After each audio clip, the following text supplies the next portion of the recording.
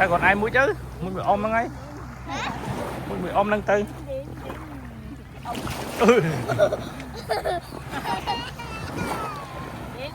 bây giờ cho chất chi tiền à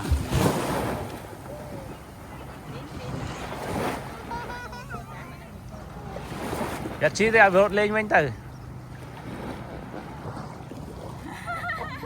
chốt phần này bao phần này rồi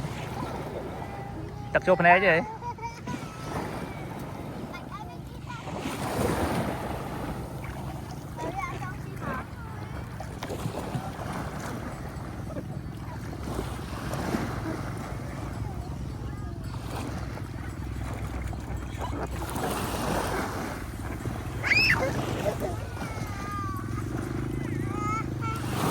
đã lực cố có đã lực cố cả